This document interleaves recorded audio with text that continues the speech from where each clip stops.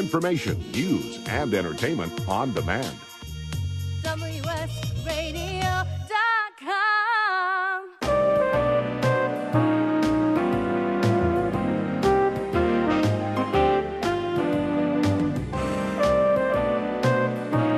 So, how much can you actually make as a food entrepreneur, and how to start selling your product at farmers markets? We're going to cover all of that in this episode. Welcome to Kitchen Dough, the food entrepreneur show with Mary and Heather. I'm Mary Goulet. And I'm Heather Ryder. Okay, we have a lot to cover in this episode. I was going to say, okay, let's get to it.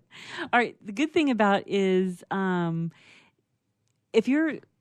this whole segment is this section of episodes that we're doing is about cottage food. There are certain limits. I hate to tell you that, but there are limits on how much you can make as a cottage food operator, but that tells you how much you can make.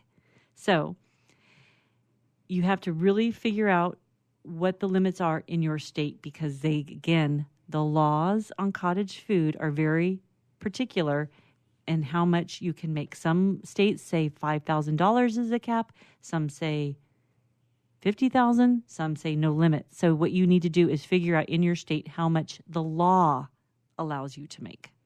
Okay, not to get too deep into it, but where would be the first place to look?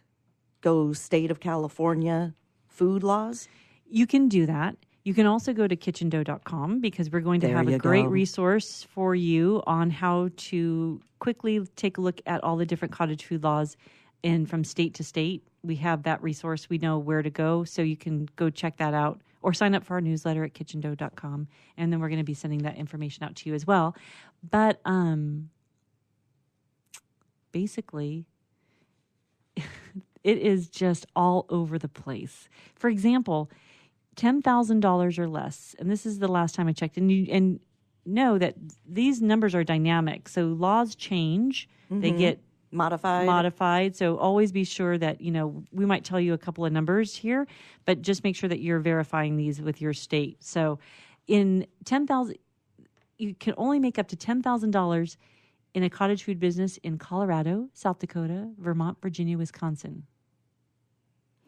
That's not very much money. No. You can make up to $30,000 in states like Oklahoma and South Carolina, Maryland, Michigan, Minnesota. We can can some jam. Yeah, but you can only make up to $30,000. Okay. And there are reasons why they have limits on a lot of why the states impose these limits. Like, for example? Well, they say that your kitchen can only go to a certain capacity safely.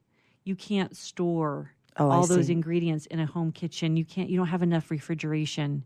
You wouldn't typically need a commercial setup to be able to have all that. Then you also need to have a 3-compartment sink in a lot of states, where all the things that you use to cook will actually fit in the 3-compartment sink, because you have to be able to scrape and clean, and then you've got to wash, and then you've got to sanitize. Wow. Right? Okay, smarty. And then you do forget I'm a certified food protection manager. So then, like California, you can go up to 50? Yes. And then there are some states that have no sales limit, like Arizona, Montana, Nebraska. No sales limits. Interesting. But again, these laws change. So make sure that you are following, what your state says as far as how much you can make. And then you just, again, your business plan will tell you how much you can make. What your product sells for will tell you how much you can make. How much people are willing to buy, how much they're willing to pay for a dozen cookies will tell you how much you can make. Wow. Okay. So you decided to take the plunge. Where to sell it? Beyond friends and family and people in your social circle, getting out to a farmer's market is a first place where a lot of people like to start. Yeah, and it's very grassroots. You probably learn a lot from other vendors. Yes, and some food. And I really like going and talking to the food, market managers, the farmers market managers in your area. Don't approach them when they're at the farmer's market and ask them, how do I get started? Find their contact information, send them an email, don't hit them up when they're at the busy time, But then you can ask them questions about how to get in. But some of these great tips are, so get to know the market manager of each market that you're considering going into. And they don't necessarily they may not take your product at a particular location. So you may have to talk to several. Yes. And you may not get a steady slot. Like, for example, my donuts are fried. Some of the markets don't allow fried foods. So I have to go to certain farmers markets that allow that product. And they also have different personalities. Yes. So if you made me laugh so hard, someone walks up and says, "Are your donuts vegan?" And you said, "I love your optimism." Because there are more, like maybe the Leucadia one is more vegan-ish. Yes. You know what I mean? And that's not your tribe. Right. Although I think that everybody should at least try. No, but anyway, I think that talking and developing a relationship, because those are the people that you will be working with on a weekly basis. So developing a relationship, and then also don't take it personally if they don't have room for you at the market, because they're trying to also have a variety of different things. They want all the vendors to be successful. So they're not going to just put in 10 people who are selling cookies, because then nobody's successful, because there's just too much competition. Yeah. Too much competition. Well, on and shelves. also the people who, speaking for myself, I want to see a variety. I don't want to see two people selling the same type of product with a different name. Right. I want the variety. And then also another tip I like is don't be afraid to ask the market manager what makes a successful vendor at their market. Like, ask them, who in your market is successful and why do you think that they're succeeding? Like, what makes them successful? It's a good question. Go to a farmer's market and find a niche. Yep. Yeah, find what they're not selling. I mean, so you might already have a product, so find the market that maybe doesn't sell what you're already selling. Yeah. I mean, why walk into competition right away? And just like you were saying, choose a farmer's market that fits your personality. You know, like you were saying, so some markets might be more veganish or more, and some might have more prepared foods. Some might just be straight farmers, like just produce. Find the market that fits your personality. Yeah. And I guess going back to asking the market vendors, when you get an opportunity, maybe they have something on their website. This is what we're looking for in a vendor. Yeah, and they will do that. Okay. Yeah. A lot of the farmers market managers are getting really savvy and using social media and using their websites to not only market their market, but also to get vendors that they're seeking. Because they want successful vendors in their markets, because successful vendors mean successful markets. Yeah. Right? And they're a staple of the community. Yeah. And also understand that when you get to the farmer's market, your job is to sell. Like a circus person, like, hey, would you like to try a donut? Yeah. Seriously. Yeah. Your job is to be outgoing, and you're not going to sell anything from the back of the tent. True. You need to get out there and you need to smile and you need to be welcoming and be willing to share your product. Now, do you have like banners? Mm-hmm. You do. I'm even considering getting a big flag that waves, because I was at the farmer's market, we have an ATM guy, because there's like little ATMs so they can disperse cash. And so that's his business. He provides the ATMs for the farmer's markets. And he has a big flag on a pole that says ATM. And he says when he doesn't have that flag up, his transactions are half. Wow. So just like another little marketing, he's like, because he always comes over and I give him malasadas. Mm-hmm. And he's like, I'm going to get you a pole and you need a flag on the pole that says donuts. I'm like, oh, that's a good idea. That is a good idea. People are always willing to help you. I love that. Yeah. And don't get discouraged if you don't hit your top sales goal immediately, because like we were saying before, you really have to develop, people do business with people they like. And you have to develop a relationship with your customers. Do you see the same people going through the different every, like on Sunday or whatever day it is? Yeah, it's their thing. Every Sunday you see some of the same people. They go to the same vendors.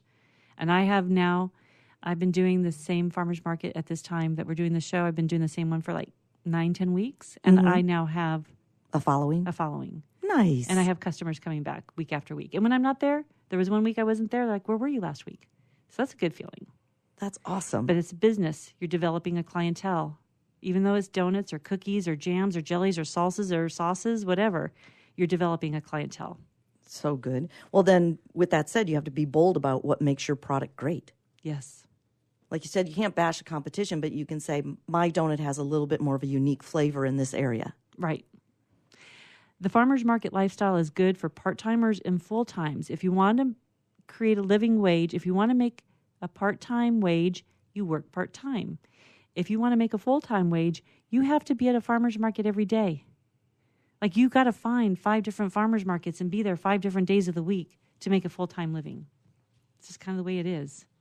Yeah, but people do it. People commit to it. Don't be afraid to get started. Don't be afraid to go to that first farmer's market and start selling, you know? That's awesome. I also think reaching out to other vendors, like I was just telling you, the ATM guy helping me, it becomes like a community, and everybody wants to help each other out. Well, and he wants you to sell donuts, so people have to go get money from him. Yes. To buy more. He likes that I'm cash only. Yes. And then finally, I really think it's important when you're getting started in this, don't give up your day job. If you rely on a paycheck from another job, don't just go all in on, you know what I mean? Maybe give it 6 months to a year. Yes. To really get your systems in place. Yeah. And then start developing that clientele and then finding that tipping point when you can transition. You'll know, right? Okay, and then coming up next, I love this part. 10 quick start tips for starting your food entrepreneurship journey. Right on. Great content. Okay, you've been listening to Kitchen Dough, the Food Entrepreneur Show. We'll be right back.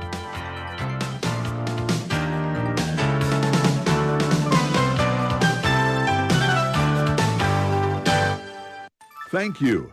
By listening, you help prove that content marketing works. You need to engage your customers. We provide the solution. Contact Wade at WSRadio.com or call 866-WS-RADIO. If you heard that sound, you probably are eligible for insurance from Navy Mutual, insuring the men and women of the Navy, Marines, and Coast Guard.